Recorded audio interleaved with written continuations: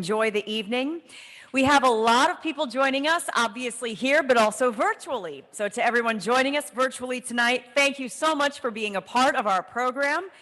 Thank you all. Again, we keep saying it, but your support here, that's part of that giving back that we just heard about. That's something that you are doing to impact change just by being here, being a part of this effort, and spreading the word of this amazing work of rejuvenating women. So thank you.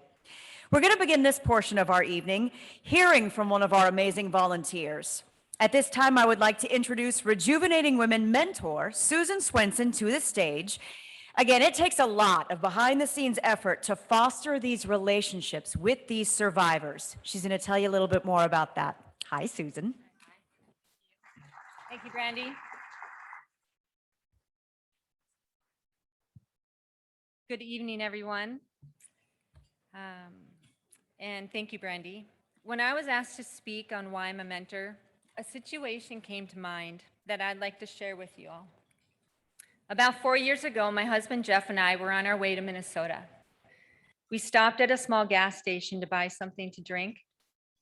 When I got out of the vehicle, there was a vehicle that pulled up next to us, and I saw two young girls and a male driver. What caught my eye was the look of the girl closest to me. She had real long blonde hair that was all knotted, real fair color skin. She looked to be around 10 or 14 years of age, but she kept her face down towards the ground the whole time. And her clothes just didn't fit this picture. The driver looked to be in about his upper 20s to low 30s. I remember telling Jeff that there seemed something odd about this. I remember wondering if the girls were in trouble. What might they be doing? What might be going on with them? And then it was more like, was there something that I could do? Could I slip her my telephone number in case she needed help? I really didn't know. I just knew the situation I was seeing did not look right. I remember thinking to myself, what can I do to help? The thought of these young girls stayed with me. I started searching for ways to get involved, but nothing came together at that time. But due to the events in our country this past fall and winter, I was hearing more about commercial sex trafficking. This caused me to ask myself different questions, such as, what am I missing? And how can I see the invisible people that are right in front of me? I went online and started searching to learn how to recognize a child or an adult who is being sex trafficked. Asking the questions, how do I approach someone who looks in need of help? How would I ask them? And how can I get training? I watched and listened to people who had been sold for sex, but now have gotten out of the life and received help. I came across a post by Tim Ballard and listened to his story about how he and his wife were led to get involved with the work he and his team with the Underground Railroad and many others are doing as the Lord leads for the cause against commercial sex trafficking. I searched to find a local organization and came across Rejuvenating Women, Restoring Wings. I filled out their online information form and hit send. And within a week or so, they emailed me. We did a phone interview. And I was asked to hold a class for the girls and was told there was a girl coming into the program who they thought I would be a good match with as a mentor. What I have learned in being a mentor is that the girls who are rescued and ready to come out of the life are broken survivors. They have pretty much nothing. Their bodies need healing in many ways. They need to see and understand that there are people who care about them and care about what happens to them, that their life is a life worth living and that they can live a successful life after trafficking. They are told of a God of all comfort who comforts us in all our affliction. Affliction can make us rely not on ourselves, but on God, placing our hope on Jesus Christ. It is his word that is our guide. We can trust it whether something happened in the past or today. The goal is to encourage them to focus on who God is and what he has done. For grace and truth came through Jesus Christ. For our sake, he made him to be sin who knew no sin, so that in him we might become the righteousness of God. Listening to what has gone on in the girls' lives and how they have been hurt is heart-wrenching. Yet I love them and take time to walk alongside them. I have learned so much from them. It is a blessing seeing them smile, hearing them laugh, hearing about the pranks and fun times they're having with the staff who befriend them, help them process through their difficult memories, and also learn new things. And be there with a shoulder for them to lean on, loving them unconditionally, encouraging them when their life doesn't seem to get any better, giving them a listening ear, a smile on our face, compassion when they struggle, and praying to the one who has all the answers. These girls really are no different than you or me. They just did not have a choice. They only did what they knew to survive. I treat them no differently than anyone else. They are my amazing new friends. This is why I mentor. God equips us all in ways that are specific for each one of us. Not everyone is a mentor. We are all created with skills and interests that he has designed us to have. The question is, how are we using them? Are we willing to share them? How are we stewarding what God has given each one of us for his purpose and his glory? A question we can all ask ourselves is, how can I help? Thank you.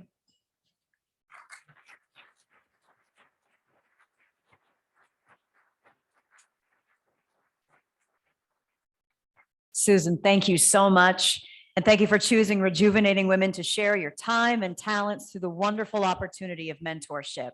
I hope we can all leave tonight by helping Rejuvenating Women, of course, but also with a little bit of that empathy and care for each other. Absolutely beautiful. Our next speaker is the operations director for Rejuvenating Women, but she does so much more than that. Please join me in welcoming Jennifer Snow to our stage.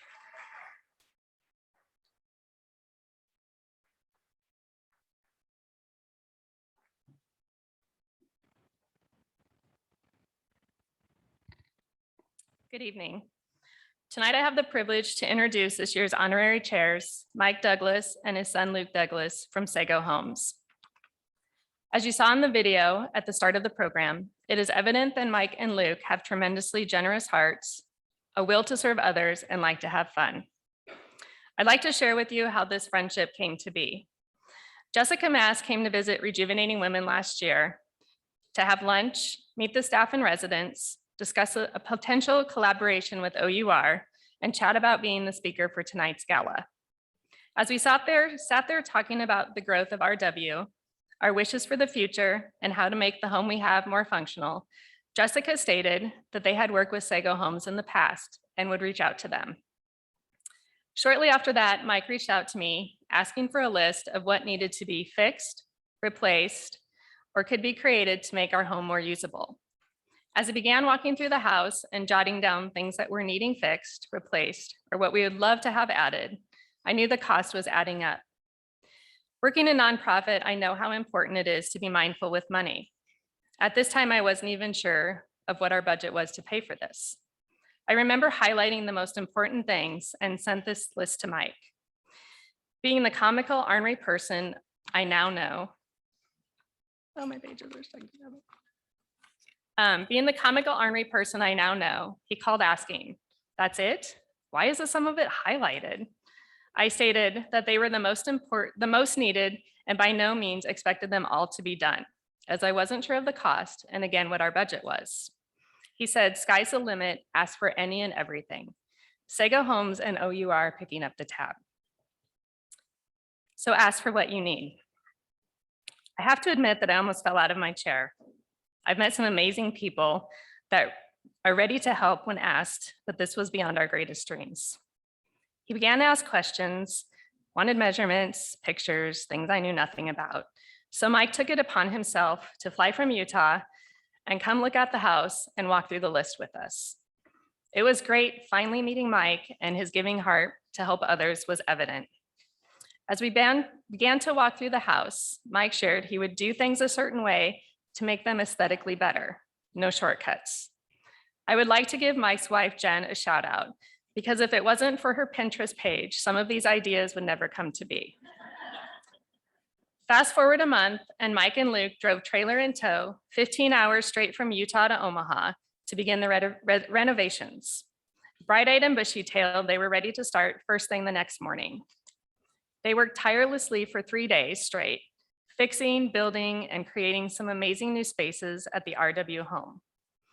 While in town, we got to enjoy lunches together, their hearts to go on mission trips and help others, our families, how God brought us each to where we are today, dinners, and lots of laughs as we got to know each other. Thanks to their tremendous hard work and the blessings from Sego and OUR, we now have 2 additional classrooms, an additional sensory room, storage closet. The ladies have a reading nook and bookcase in the bedroom, and other tasks were done. But most importantly, Julie now has heat and AC in her office. On behalf of myself, Julie, the staff and residents, we cannot begin to thank you enough for all the hard work and love you have brought to the Restored Wings home. I am honored to present Mike Douglas and his son Luke as the 2021 honorary chairs. Luke was not able to attend tonight, but please welcome Mike Douglas to the stage.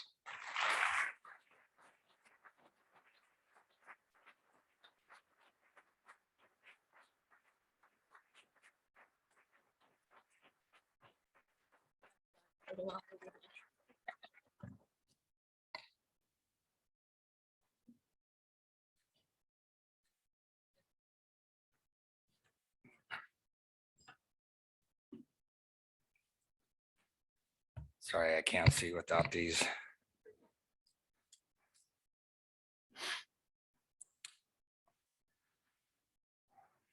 I'm a big contractor, but I'm also a big softie, so I apologize up front if I get emotional. It is such an honor to be asked to be. It's such an honor to be asked to be honorary chair. It has been a blessing for me and my family to be a part of Rejuvenating Women.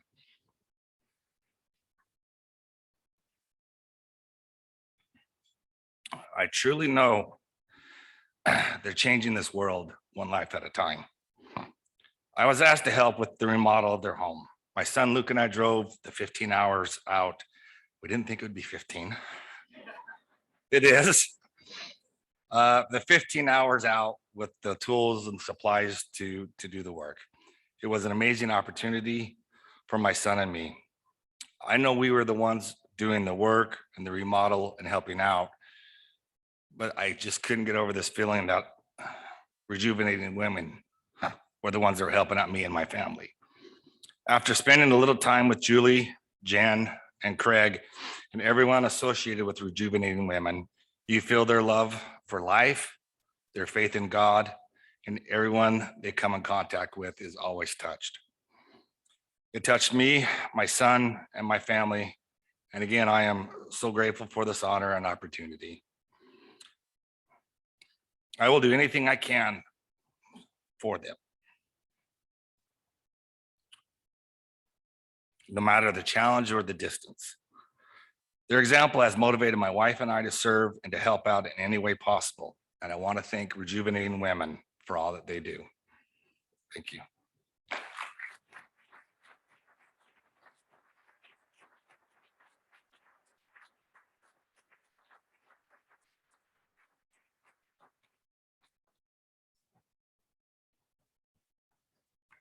Congratulations, Mike. Thank you again so very much for joining us and for all that you do. Now I would like to take a moment to welcome Julie Schroeder to our stage. Julie is the founder and executive director of Rejuvenating Women. The impact that we collectively make here tonight is possible because this woman believes so deeply in the mission that together we can put an end to human trafficking in Nebraska. This is possible.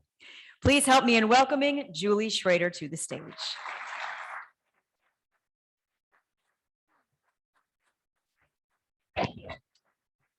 Oh, we'll skip the step stool.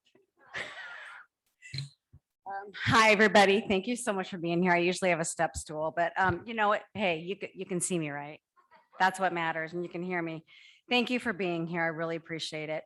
I'm so appreciative that you all are here. And as Brandy mentioned, my name is Julie Schroeder. I'm the CEO and founder of Rejuvenating Women. Again, I would like to thank you for joining us this evening and in support of Rejuvenating Women, continuing to educate yourselves and others about the evil of human trafficking. It is great to see such a large blend of returning new faces and new faces this year that I haven't seen here before. It's wonderful to see so many people. Every year, the Restored Wings Gala grows, which tells us that our message is being heard. When I started Rejuvenating Women back in 2012, I had a vision that I believe God had given me, and was blessed to have a small group of friends in my life that supported me and helped to turn an idea into a mission, to create a foundation based on compassion, belief, and great strength. We have faced many challenges and opportunities for growth along the way. These opportunities have only grown our dependency upon God. God has a vision and he has a purpose for Rejuvenating Women, and you all are a very important part of that vision. Throughout our work with survivors of human trafficking, we've experienced tears of joy and sadness. We have many milestones that we have reached and goals that we have seen survivors of trafficking being healed, body, mind, and soul. God receives the glory as we move forward in the future. Again, you all play a very important role as partners with us as we continue to grow. There is a large need for assistance for survivors of trafficking that want to leave their traffickers and individuals wanting to recover from their childhood trauma. The Restored Wings Recovery Home has an average of 19 referrals every single month. 98% of the program participants are in 160 hours of therapy and program every month. In the United States, there are only 33 residential homes. That's it, 33. And they're specifically for survivors of labor and sex trafficking.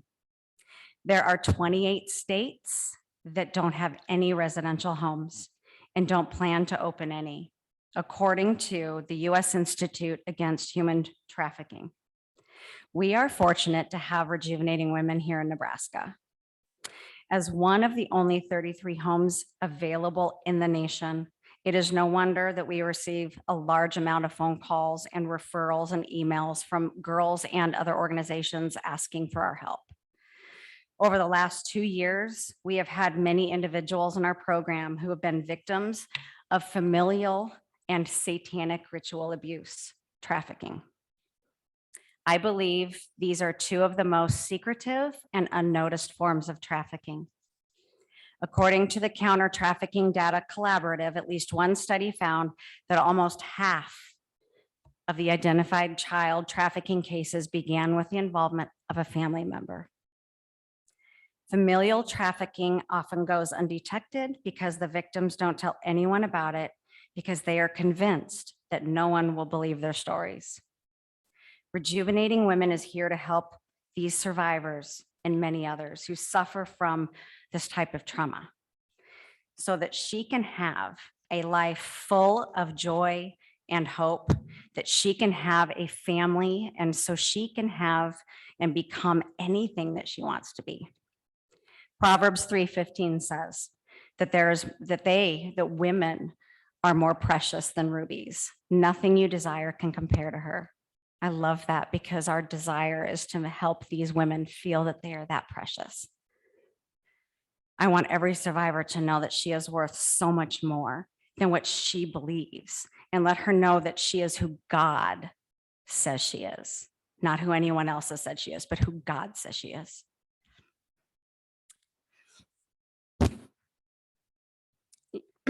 Each one of us know that our job at Rejuvenating Women is to help her see her worth and her purpose that God has created for her, so that she knows that she is worth loving. I have many dreams and visions for survivors. My most recent vision for this organization includes children who have been or are being trafficked. We are here to support victims who are adults and children alike. We don't currently serve children, but this is our next venture. Rejuvenating Women is continuing to dream bigger and look to farmland and therapy animals for adult pregnant moms and the children who've been trafficked. Thank you from the bottom of my heart to all of you, the loyal supporters who continue to believe in us and the mission, and those that have supported me personally through this whole growth process since I started in 2012. I know there's some of you in here, and I just wanted to thank you all personally. Oh, sorry. Okay, so anyway, thank you. I would now like to introduce Governor Pete Ricketts to the stage.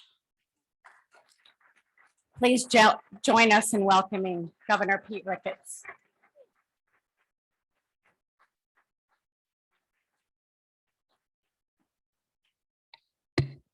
Well, thank you very much, Julie. I see you got a little timer up here. You're going to keep me on track.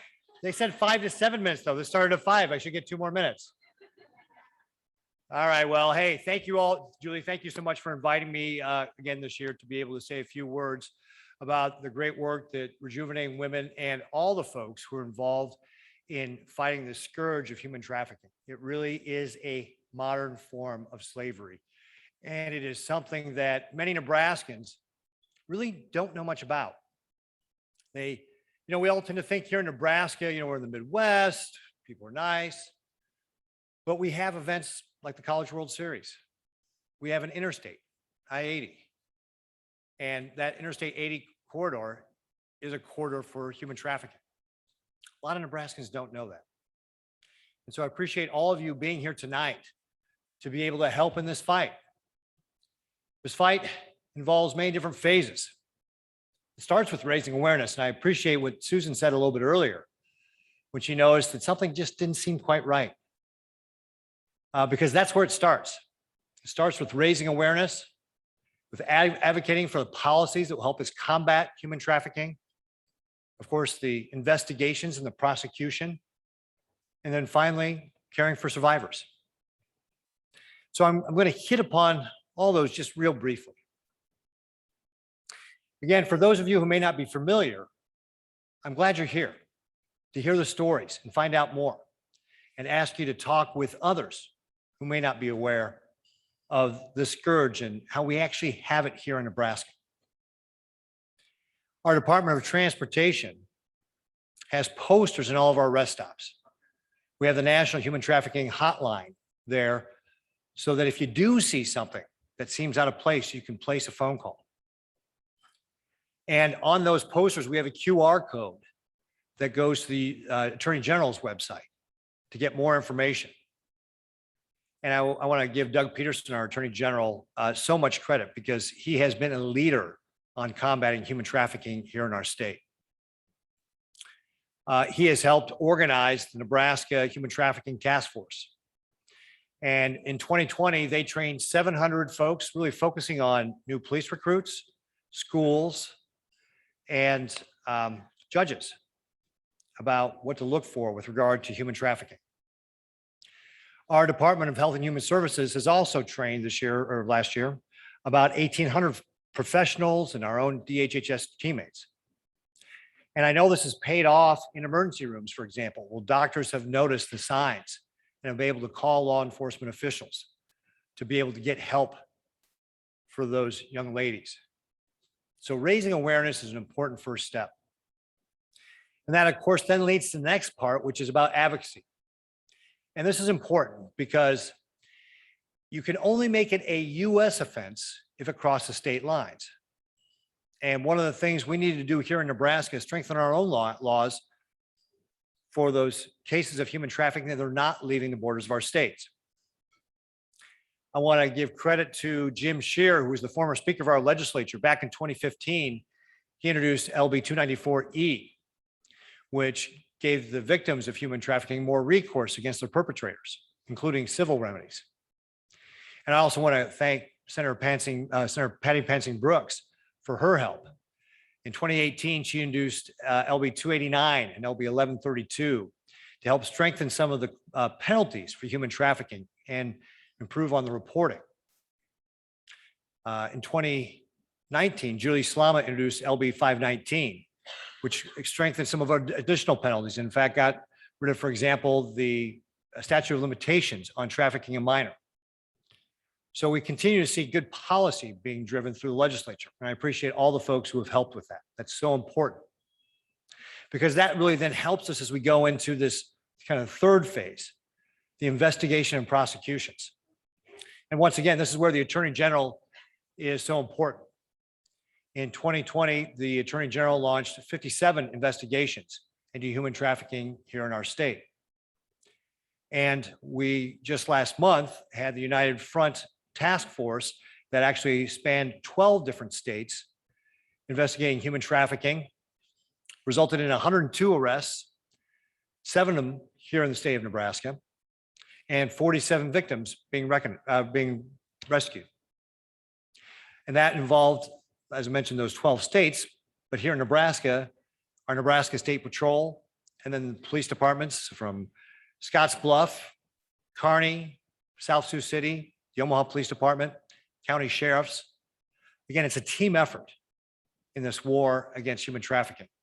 And we had great response from law enforcement to be able to do that.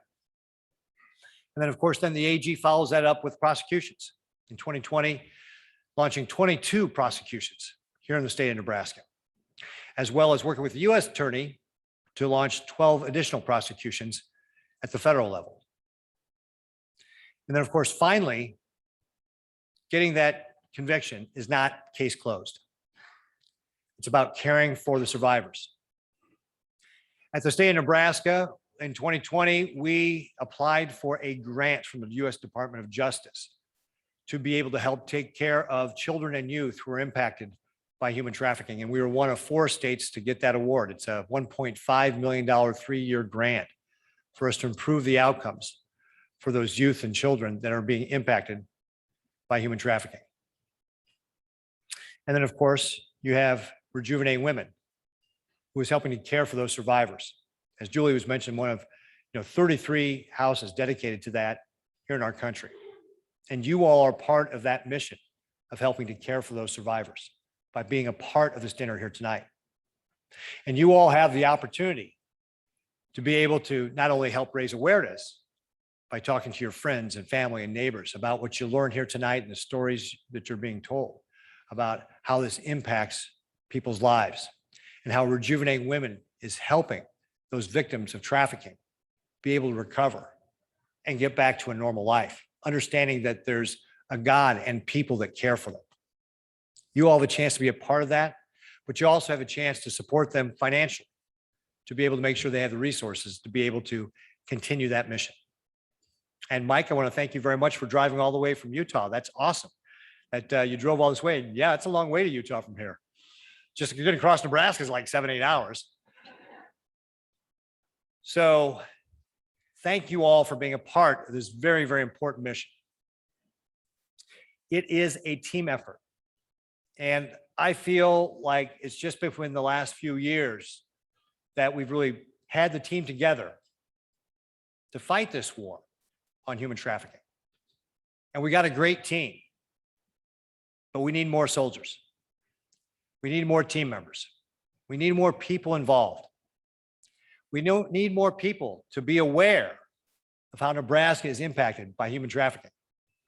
And I mentioned, the I-80 corridor and Omaha, but it's all over our state. In 2020, or actually currently, the Attorney General is working on breaking up a human trafficking ring in Furnace County that involves 18 prosecutions. So it can happen anywhere. We all need to know that, and why the team has to be bigger, and why it takes all of us looking for those signs.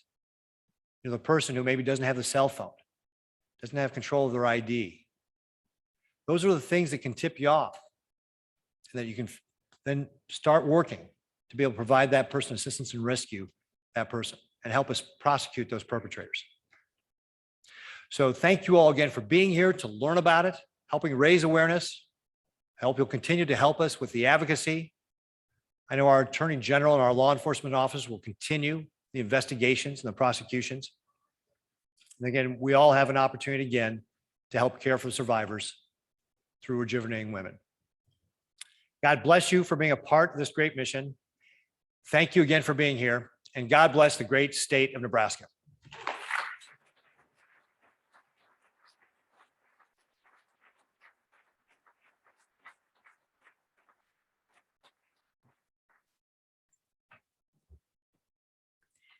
Governor, thank you so much.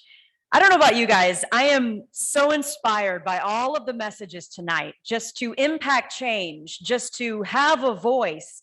Any of you out there have Facebook or Twitter or the Instagram or the Snapchat? Yeah?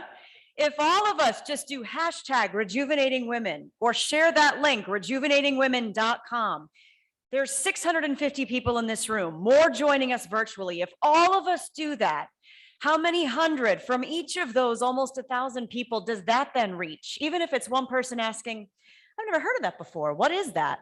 What kind of a message can we spread? And then if we all take our talents, maybe it's not architecture and construction. Lord knows, Mike, my husband took away my hammer privileges like 6 years ago. We all have something we can offer to impact change. These messages are so powerful tonight. And before we continue with our program this evening, I just want to remind everyone, we have about 15 more minutes before that silent auction closes. So if you had your heart set on something, this is a time to pull out not the Snapchat, but the app. Take a look at where you're sitting on those silent auction bids and make sure that you continue placing those bids if you want to leave with something tonight. We'd also like to invite you to take a look at the items with no bids on your home screens. Those are some fantastic packages to look at. You will be benefiting an amazing cause and taking something home for yourself. Now, I would like to introduce you to our keynote speaker this evening. I can't wait for you to hear this. I've only been sitting with them a little bit this evening, and I am blown away by their messages and their stories.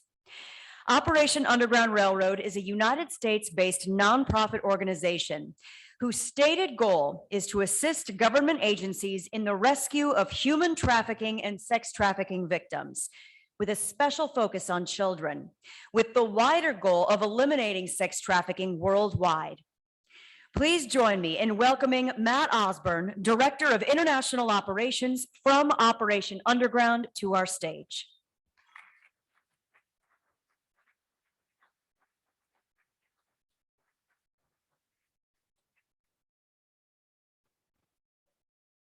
Thank you very much. It is a privilege to be here. I live in Dallas, Texas. Came up last night. This is my first time in Nebraska, and I've been so excited to come to Nebraska because I don't know if any of you caught what my last name was. It is Osborne.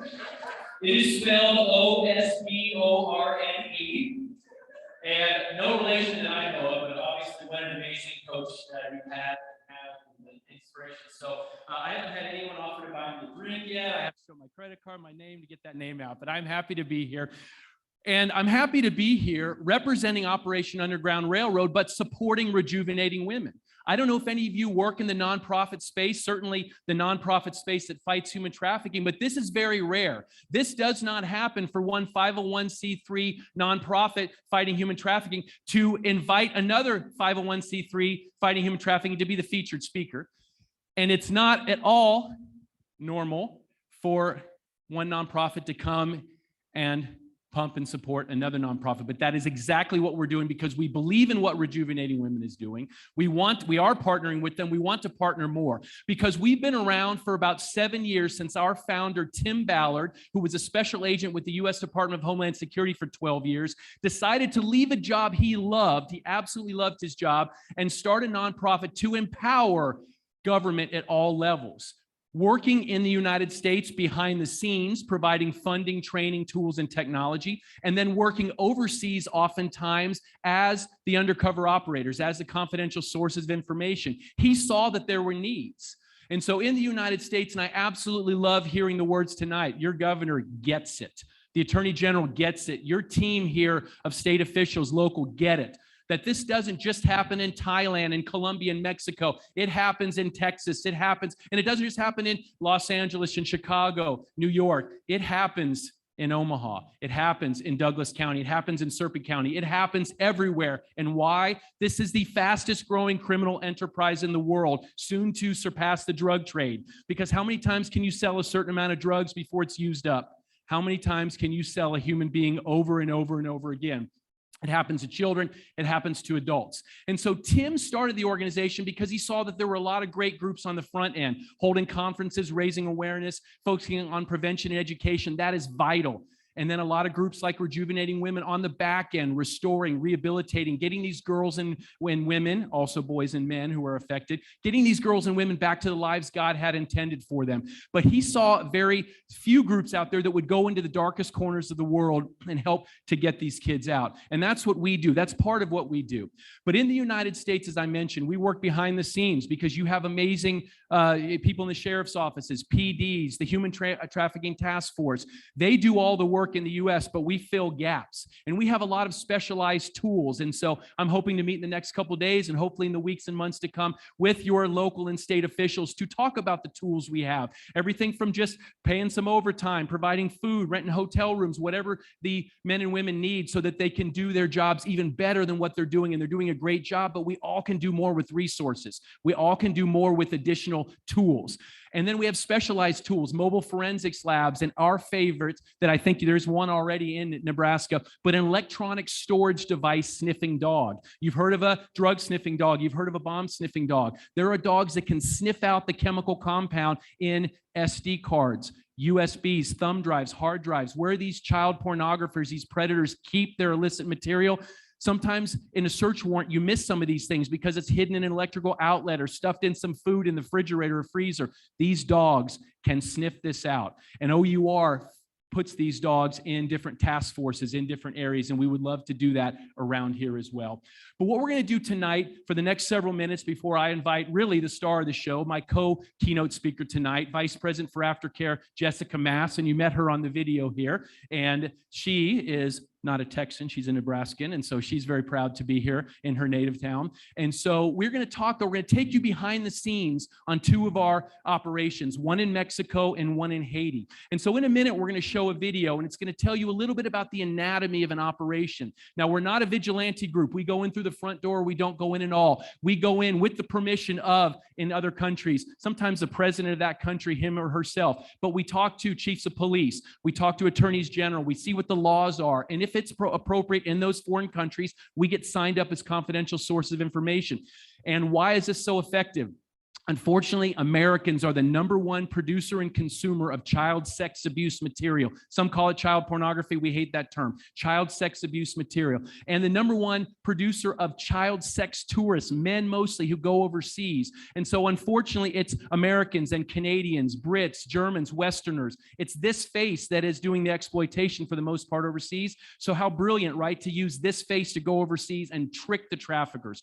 We don't carry weapons. Our weapons are hidden cameras, undercover microphones to provide high definition video and high quality audio for prosecution, for cases, to raise awareness. And then we use the model of Harriet Beecher Stowe when she wrote Uncle Tom's Cabin. She used entertainment, a book, to raise awareness about a social scourge of slavery that was going on back then. So we put together documentaries. We have a feature film coming out in the coming months, and we put sizzle reels like we're about to show. So in this operation a few years ago, we have permission to show it because the case has been adjudicated. We know what's happened to the traffickers, the victims, and survivors.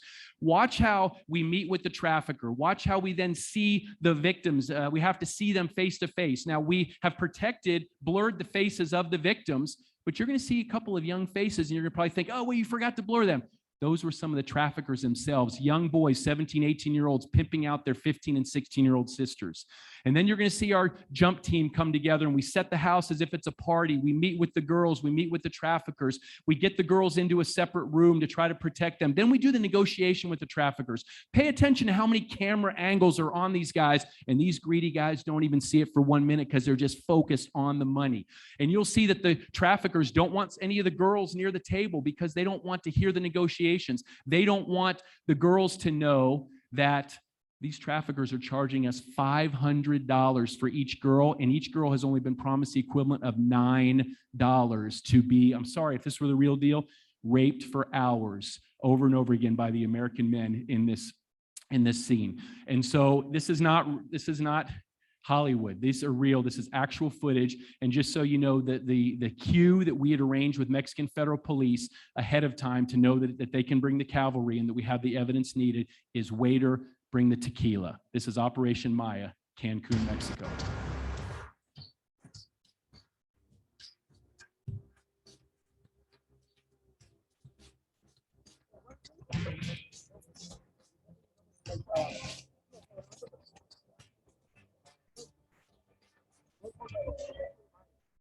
Creo que tenemos confirmado, yo tengo aquí primero lo de Chucho y Gaspar, ¿ok? Los dos, ¿ok? Nos dijeron seguro, 8 o 9, ¿ok? Entonces, de las edades, según ellos, 15 a 16, ¿ok? El precio, nos hemos puesto de acuerdo, 500 cada mujer, ¿ok? $500 las 4 horas.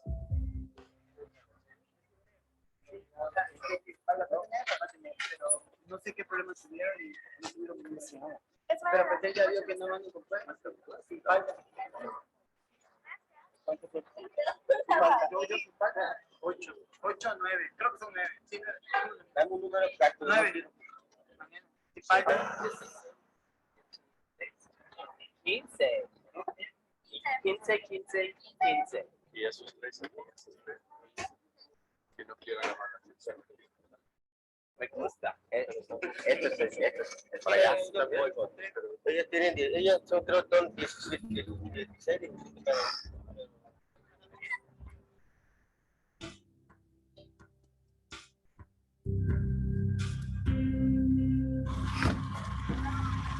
Nah, ¿eh? 20. ¿Está bien? Uno, pero ella era de Colombia. Sí. Por eso, uno de los Es que chicos quería. ellos quería las dos de las. Sí, pero su precio era muy elevado. Ya te imaginarás en cuánto le están cobrando ellos. ¿Estamos listos? Ah, dale. Bueno, dígame sus nombres.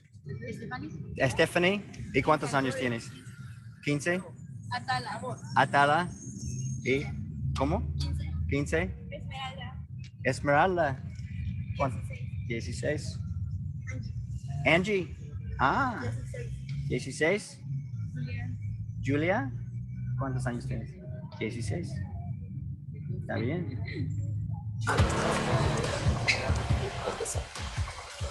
Feliz cumpleaños a ti.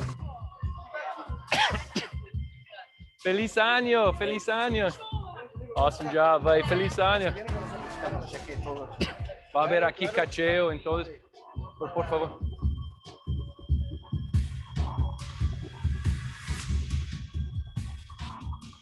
Tenemos mucho dinero, otras personas. Entonces, aquí yo empecé con los sobres, ¿ok? Está bien, pero yo quiero que ustedes cuenten. Entonces, ¿ese es el grupo de quién? De Chucho and Gaspar? Pero como desconozco, so you go with him to count. Okay, so we have here for Manuel, dice Manuel, Jesús, Chucho, Gaspar, nuestros amigos aquí. Entonces vamos a contar. We should have the females to leave now. Yeah. The what? These two females right here. We have to leave.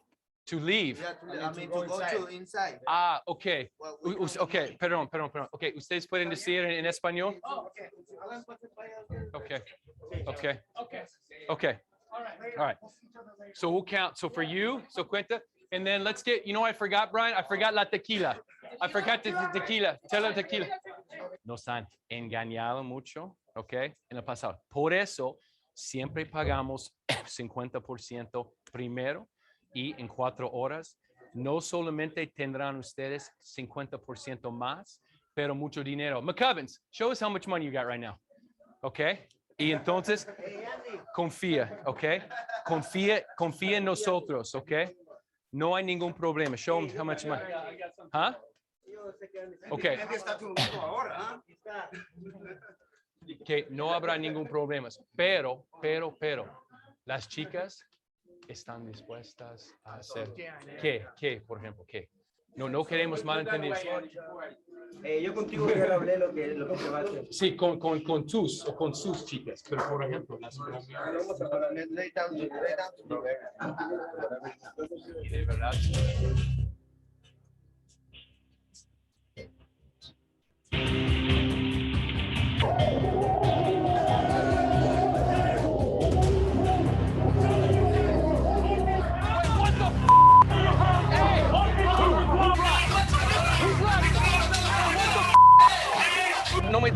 No me duele. Ok. Okay.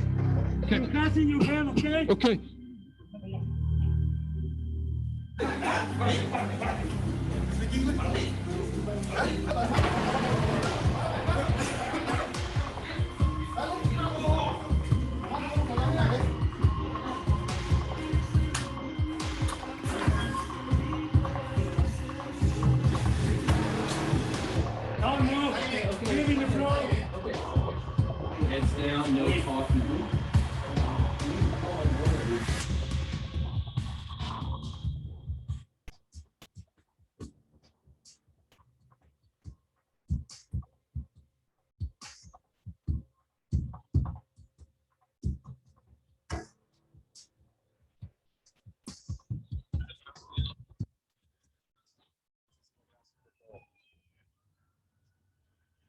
Espero poder otras oportunidades de colaborar con ustedes por el bien de la niñez mexicana.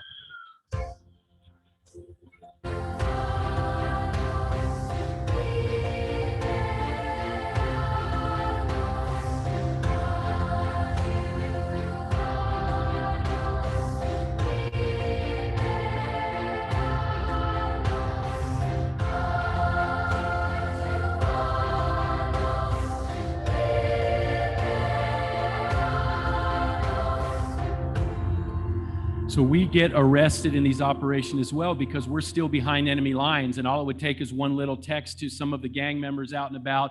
Hey, it was a setup. It was a setup. So my two teenage daughters think it's hilarious that their old man's been arrested like 12 times in 10 different countries over the past many years. But on a serious note, we show this video because you saw January 2016. That was one of our first operations. And yet the last operation we did before we hired Vice President of Aftercare, Jessica Mass, because we saw that the same problem that we just heard tonight about from Rejuvenating Women, that there aren't enough houses for women and girls in the United States. If you think there aren't enough houses to help women and girls in the US, man, there's hardly anything overseas. And so we found out quickly that countries, even as advanced in a lot of ways as Mexico, couldn't take care of the women and girls. So we knew that we had to make a change. We knew we had to focus on aftercare, and we knew we had to sync up with aftercare starting right that moment. As our founder, Tim Ballard, says, I was Homeland Security for 12 years.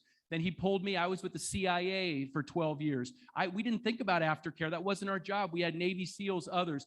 But we quickly knew that aftercare has to be the number one thing that we focus on in this whole battle. And so since then, we've been synced up in Operation Underground Railroad, operations, and aftercare.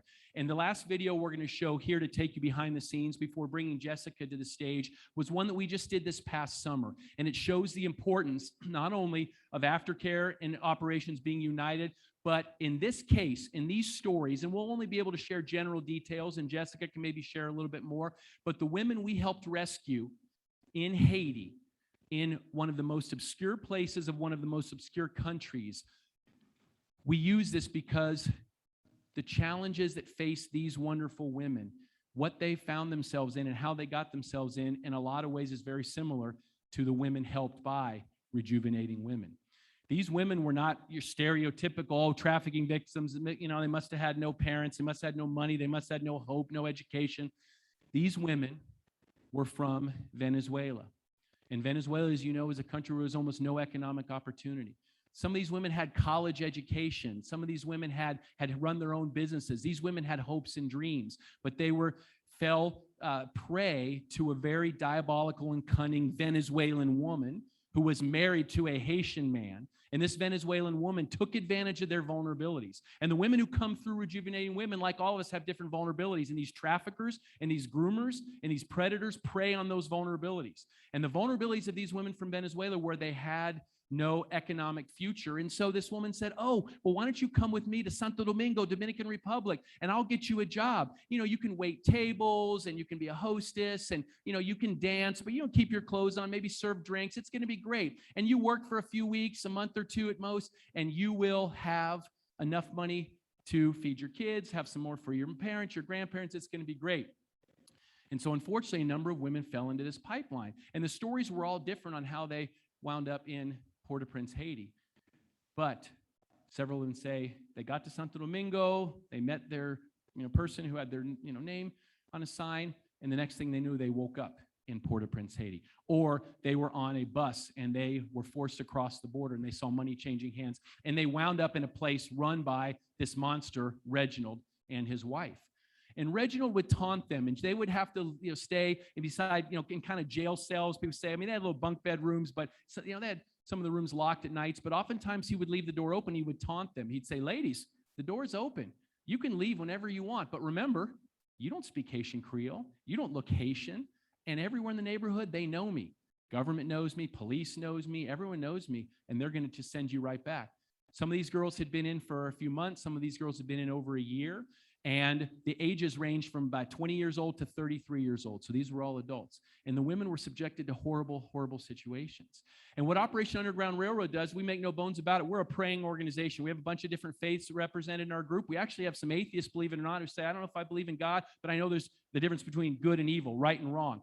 And we oftentimes pray. We always pray because this problem is too big for us to try to do it on our own. And we pray that God will lead us to places where we need to be. Sometimes it works, sometimes it doesn't. In this case, it worked. And we found out later that these women had been praying for someone to come and help them. And call it whatever you want, divine intervention, inspiration, luck, whatever. We're grateful that we were able to be there. And these women were smart. We had our guys come in on one day and then another day, and we're never the actual buyers. We make up excuses so we don't have to do anything with the girls. No, we're planning a party. We're for the boss who's coming in a few days. We get everything organized.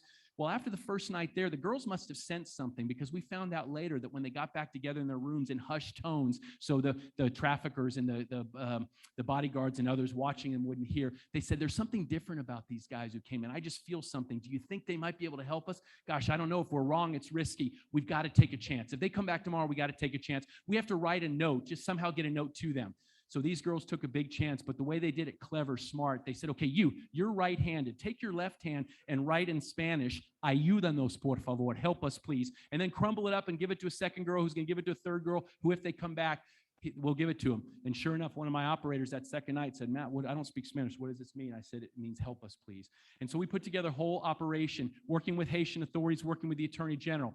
Well, unfortunately, we also were working with some lower level judges, and they turned on us after we had rescued these girls. And there's a whole story that we won't have time to go into. We are going to come out with a documentary about this absolute incredible miracle. But the highlights are we got 10 girls out, and yet for the next several days, we were running for our lives, from safe house to safe house, hotel to hotel, until we finally worked with the United Nations and authorities in Haiti and the Dominican Republic and got these girls to the Dominican Republic, where we thought this was great, everything's going to be fine. Well, then in the weeks to come, they were in touch with Jessica, and they said, Jessica, we're so grateful you rescued us, but it's like we swapped one jail cell for another because the Dominicans are overprotective. They're not letting us out because there's an active criminal investigation going. They won't let us out. We feel we need some help. Well, fortunately, we had some ties in the White House last summer, and so we were able to pull some strings, and we got visas for these girls to come to the United States. But the girls needed a way to get home, and we couldn't fly them commercial. Reginald was still out. His goons, of course, the Haitians didn't arrest Reginald. What do we do? What do we do? We're very blessed and fortunate that we pulled some strings with one of our biggest supporters, who was Tony Robbins. And we said, Tony, can you help us? We need a plane. Tony says, I've got my 737. Perfect. How many seats? It only seats 18. Okay, that's actually the perfect number. So you can imagine 737 fuselage with only 18 seats. It's pretty luxurious, a lot of space. So through a whole bunch of miracles and other things, great work by Jessica Mass, we were able to get these girls to the United States. We were able to get these girls out in here for all different types of training vocations that she can talk about. But this final video here, before we bring Jessica up, is called Praying Sage, because Tony's wife, his name is Sage. And again, call it miracle, call it divine intervention, call it dumb luck, whatever you want to call it.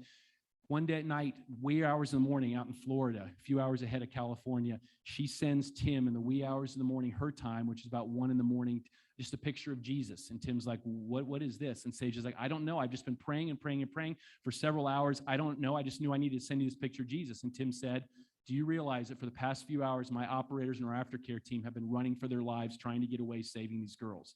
She said, I can't believe it. You've got to keep us posted on what's happening with these girls. So that's when Tony sent his plane. He said, we just have one request. We're not going to publicize this, but can you please bring them to my house in Florida so we can pray with them and we can get them started in the United States. So it's just a quick montage taking you very quickly through the operation, praying Sage.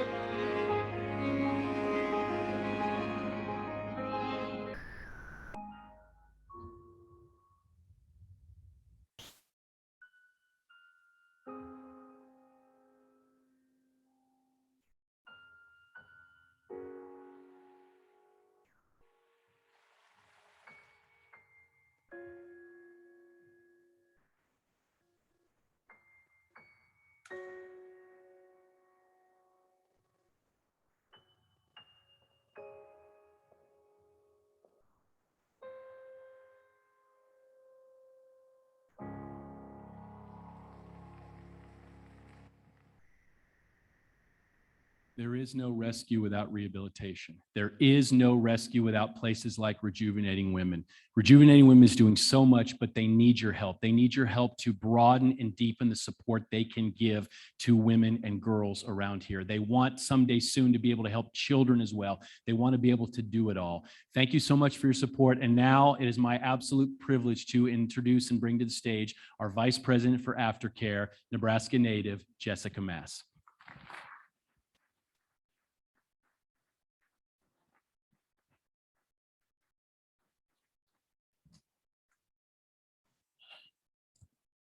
I have to be completely honest. It is such a humbling honor to be here with you all today. And when I first found out about Rejuvenating Women, I didn't know that there was an aftercare home in the same city that I grew up in. And so to have this here right in our own backyard is something that I hope that we all get an understanding tonight of. Trafficking happens overseas. And yet it happens right here as well. This operation, it's hard to watch that video because you have all these girls that were in, you saw the jail cells they were in. They were completely without hope. They told me they thought that they were going to die there, that no one would come for them. The traffickers told them that no one cared about them. These are messages that it doesn't matter if you're in Haiti or you're in Omaha, Nebraska, that traffickers tell their victims. Oftentimes, they try to make them think that they care about them, that they actually love them. And if they love them back, then they'll do what they want. They put a price tag over their head and say, this is what you're worth. But I have to say, when you see those lies start to come off and you see these girls start to have hope and vision for their lives, you know that it's worth it. Every day is worth it and worth the fight. I have to thank all of you for coming today, though, because I know that this is a hard subject to really listen to and to engage with. But I also have girls from all over the world, United States, and every country. We work in over 30 countries. And one of the common things I hear is, I felt like there was people out there that were praying for us or thinking about us. And it fascinates me because I don't understand how they feel that in the midst of their complete hopelessness, that they would know that someone's out there and thinking about them and praying for them. And because you decided to come tonight, and because you've decided to support Rejuvenating Women, you guys are a part of those people that are praying for them, thinking about them, encouraging them. I believe that every person in here is a part of the solution, not because I think that, but because the girls have told me that. I had a 7-year-old boy that I was with, and he was like, he kneeled down and he was like, Jessica, who was it that was praying for me 2 nights ago? They came to me in a dream. I couldn't answer his question. But do I believe that there is somebody out there that cares about them? Look around you. We have 650 people in this room that are fighting human trafficking. You guys are as much of the team as anyone. This is not about OUR. It's not about Rejuvenating Women. This is about us coming together in unity to fight against human trafficking. But we're not just fighting against something, we're fighting for something. And that's why we're here tonight as well. The survivors that you saw in that video, I have seen them go from that of hopelessness to going to school. They've done business classes. Some of them just got their driver's license.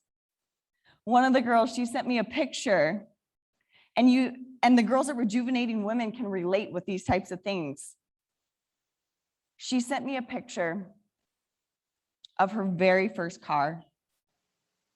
She was so proud. I think there's so many things that we often take advantage of that we don't think a lot about. We probably drove here tonight, but because we are here in this room, we're fighting together so that one more girl can have a car, can have her diploma, can have all these different things that she thought would never happen, see her dreams come true. We all have this dash. We all know our birth date, right? When we're born. And we have this dash in the middle before our journey ends here on earth. And what we choose to do with that dash every day, I believe that is what brings people hope. When you have these girls go from hopelessness to hope, from telling them, the traffickers telling them that they'll never have a dream, to having dreams, that is what we're a part of tonight.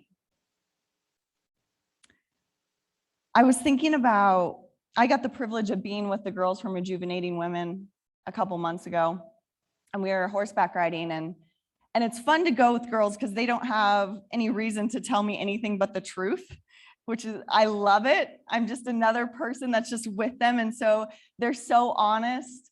And one of the questions I asked was, how do you enjoy being at Rejuvenating Women? Because part of what I do is I find different aftercare homes, both in the United States and around the world, that we can partner with. And so I asked them, what do you think about it? And one of the girls, she looked me in the eyes and she said, Jessica, this is the very first time I've ever felt loved. I think love is something that we often take it for granted. We forget how powerful it is. But when these girls come to Rejuvenating Women and they feel the power of love and safety, they get therapy, they get these people, mentors around them, that is when lives are changed. You guys are a part of the aftercare team. That's exciting. I hope you go to your job tomorrow or to your friends tomorrow and say, guess what? I'm a part of the aftercare team. Because that is what you're doing tonight. You're helping people heal. Trafficking is so dark. It's such a horrible thing. How could this ever happen? I mentioned earlier that I believe that it happens in our own backyard, and it's not just a belief, it's because I've worked with these girls.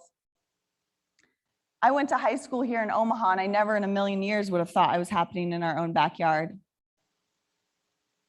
Without going into a lot of the details, there's a girl that I worked with who was trafficked from the age of 5 to 15 by her parents.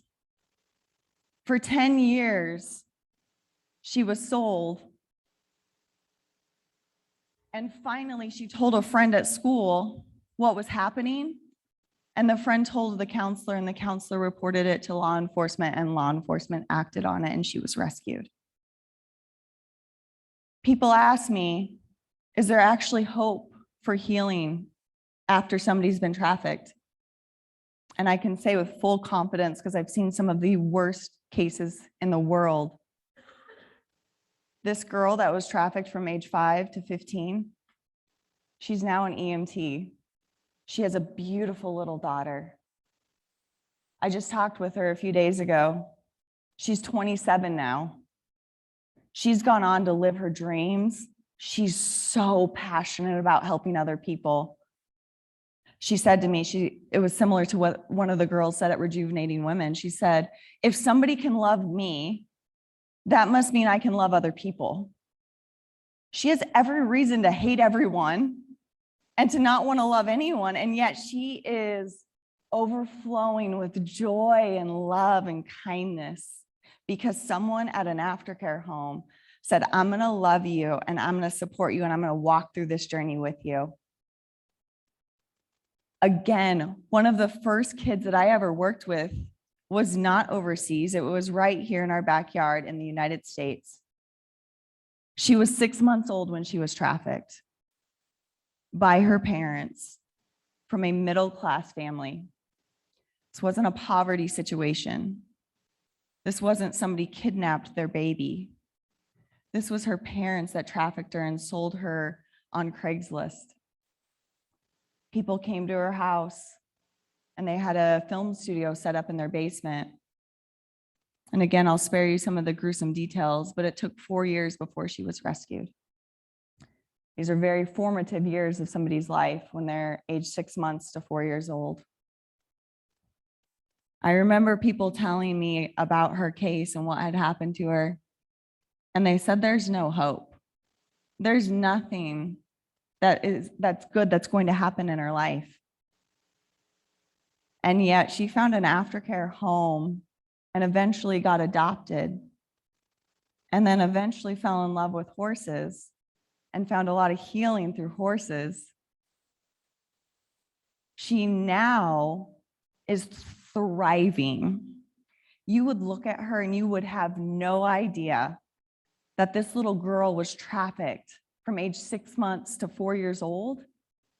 And she is like this other girl that I told you about who was trafficked for 10 years. She is overflowing with joy. That's what we get to be a part of tonight.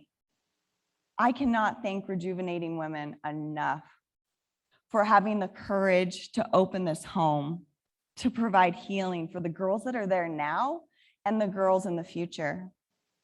Julie mentioned some of these girls that are there now. These women went through satanic ritual abuse.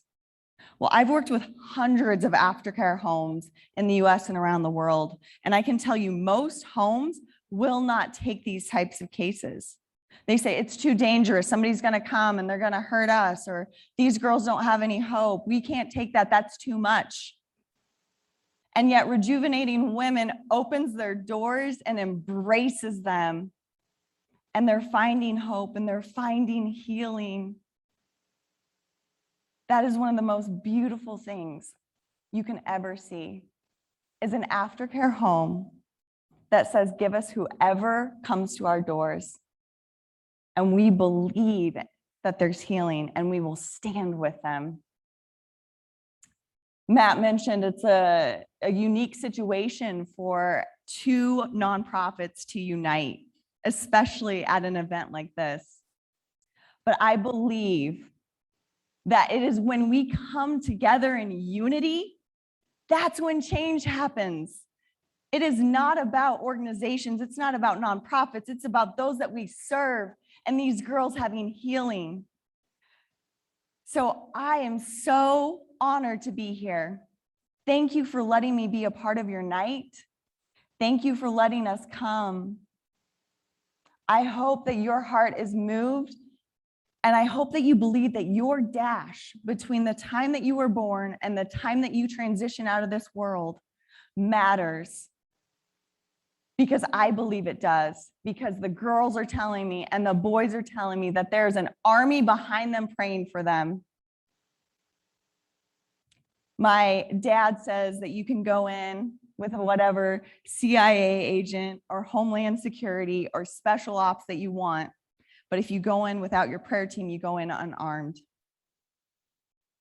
So if you believe in prayer or thought or meditation or whatever your personal beliefs are, I encourage you to think about them, not just tonight, because you're a part of the aftercare team. You're helping lives be restored. You are their hope. So thank you for being a part of this solution tonight. Thank you for letting me be here. Like I said, I grew up here, and so it's just such an honor to be here and to be with all of you tonight. And we are going to continue on, but I just want to say thank you, and I hope that you really enjoy this evening.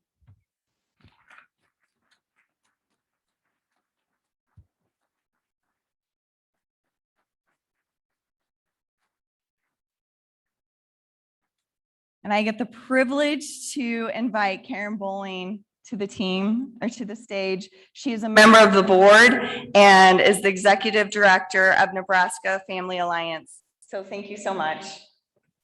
Thank you, Julia. Let's give Julia a round. Don't you love how God is moving?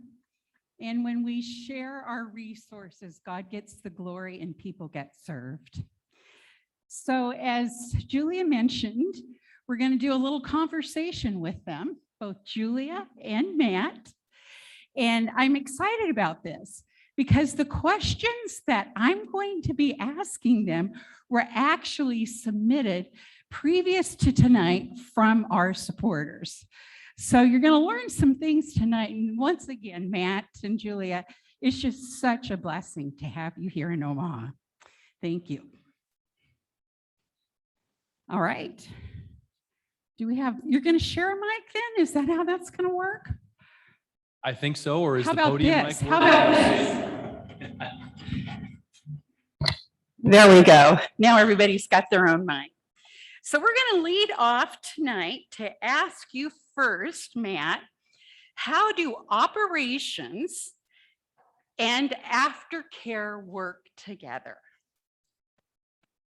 Well, I think as you see that there just is no rescue without rehabilitation. We are able to rescue 1,000 girls and 990 of them go back into it than what we've really done. But it's oftentimes more difficult than it seems because Jessica and I can be on the same page, but if the host country is not on the same page, then what do we do? And we know that there are difficulties with Child Protective Service in other places. I think a lot of them try to do the best they can. There are resource shortfalls, But again, the challenges you think maybe are in our country are magnified tenfold overseas.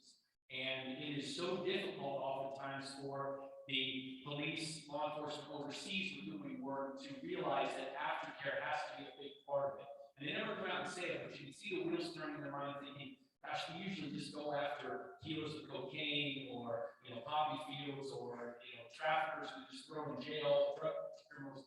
We don't have to feed the cocaine. We don't have to get the cocaine back to its parents. We don't have to deal with the trauma that the cocaine deals with, has had. So I don't want to deal with this. So we say, don't worry about that because Jessica and her team have it covered. And that's one way that we try to sync up. I think that whenever Aftercare and Ops works together with whatever organization it is, that's when you really see healing happen.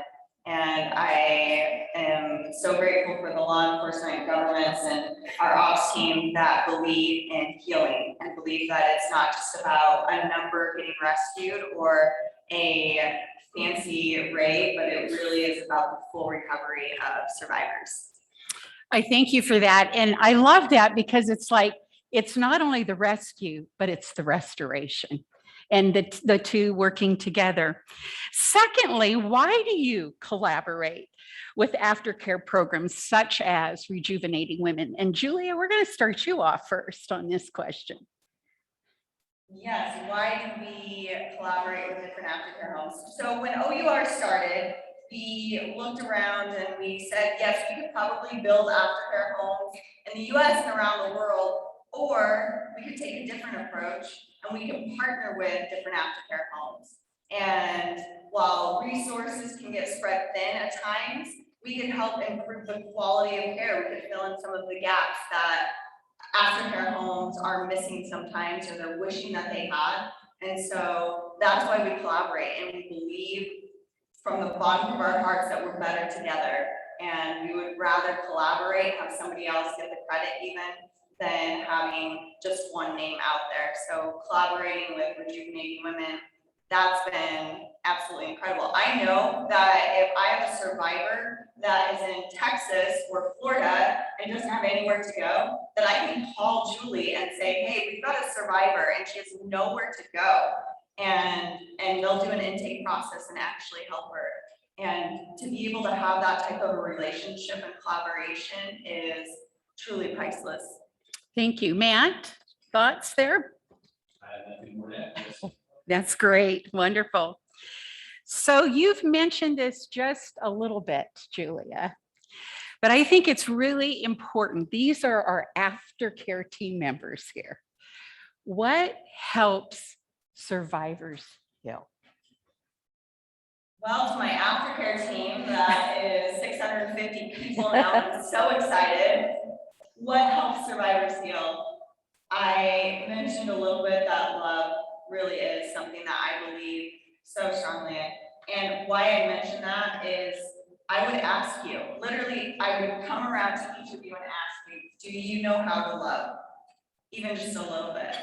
Do you have that gift to love somebody? And I think out of that, then I would next ask, what are your talents? What are the things that you're good at?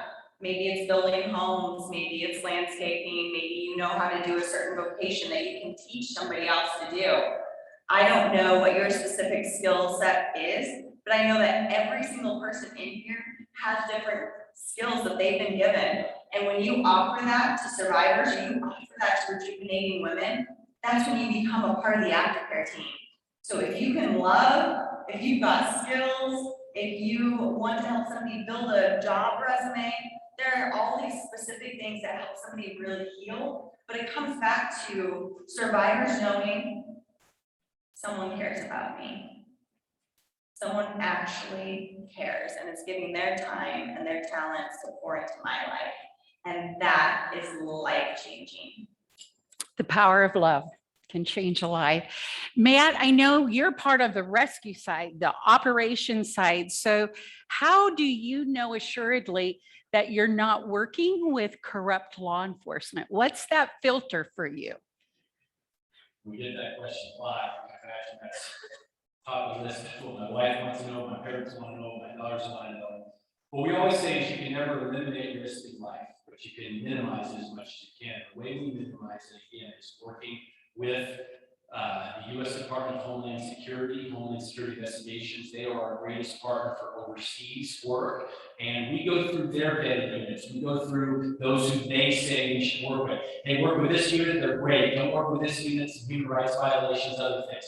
Hey, work with this woman, she's a fantastic district attorney, attorney general, prosecutor, she's great. I don't work with this guy, we don't know where his loyalties are. So we do with that. And then we let the U.S. Embassy know what we're working, because if you ever find a U.S. nexus, U.S. ties, the governor talked about it a little bit earlier.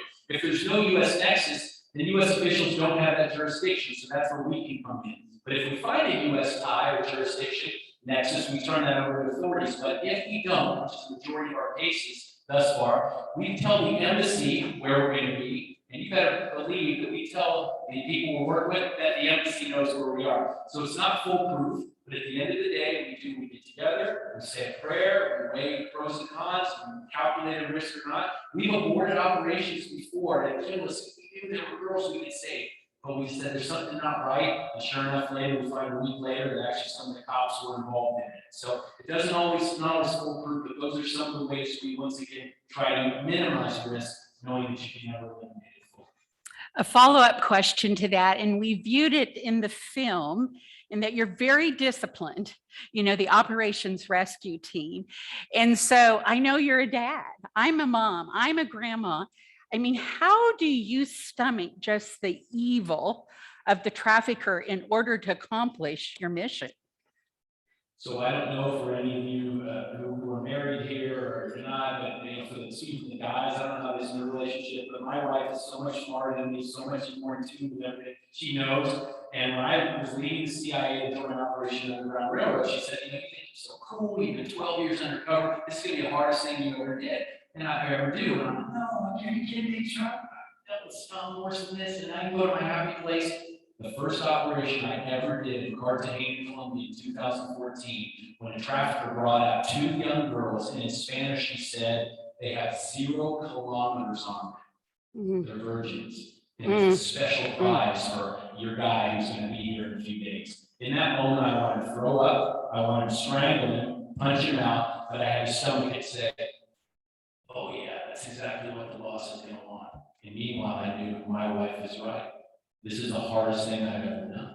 And so you just have to somehow know that if you play your role, if you don't crack under pressure, if you keep doing what you're supposed to do and do your job, then in the end, these girls will be in the hands of either Jessica's team, Rejuvenating, places like that. And that's what we do to keep ourselves going. Otherwise, you just go into fetal position probably and say, I can't make a difference. But every single one of us can make a difference. Final question, and Jessica will lead with you. What are some of the greatest joys that come to you in this powerful work and ministry of aftercare? I think some of the greatest joys is when you see somebody achieve their dreams. And it is little things, it's step by step. It's the girl that comes and says, guess what, I didn't contact my trafficker, or I started this new program. One of the girls recently, she just got into cosmetology school and she is so excited. And to be able to see what was done to her, she was 10 years old when she was trafficked in the United States, in Utah to be specific, 10 years old. And she turns 18 in 2 weeks. So the fact that we got to work with her for the last several years and see when I first met her, she couldn't even make eye contact with me. And she just believed that there was no hope for her life. And now she stands with confidence, she stands with pride, and she knows what she wants to do in life. And so when we got to drop her off last week at cosmetology school, it was one of the most beautiful moments and seriously greatest joys when you see survivors continue to work towards their dreams. Beautiful, that intrinsic value that each one has. Matt, just a brief comment from you about greatest joy on the operations rescue side. Well, I'll actually talk about the greatest joys was the one on the aftercare side. So for a bunch of reasons you can understand, after rescue, the ops team has 0 contact with the survivors. It's what's appropriate, that's what's right.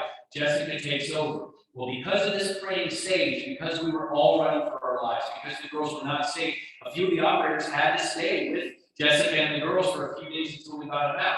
We were in different safe houses, and we would have loved Jessica. She ran a tight ship. We were a two-man rule all the time. We were never alone with the girls. We had one room in the back corner of this place, 8 bunk beds for 8 guys, and she made us at 9:30 p.m. go into that room, and I come out till 8 in the morning, so the girls were all around.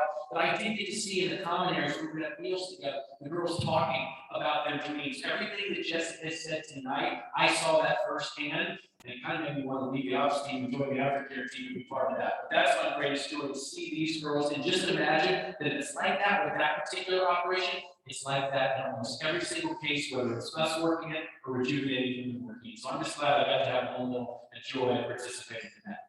Wonderful. Let's give Matt and Julia a round of applause. Front row seat, front row seat. And at this time, the live auction will begin. God bless you.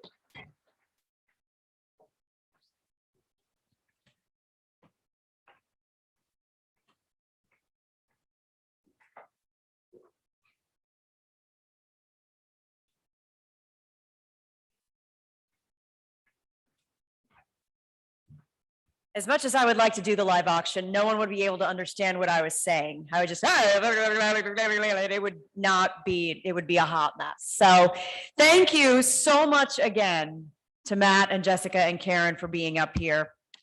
I don't know about you guys. I was caught between not being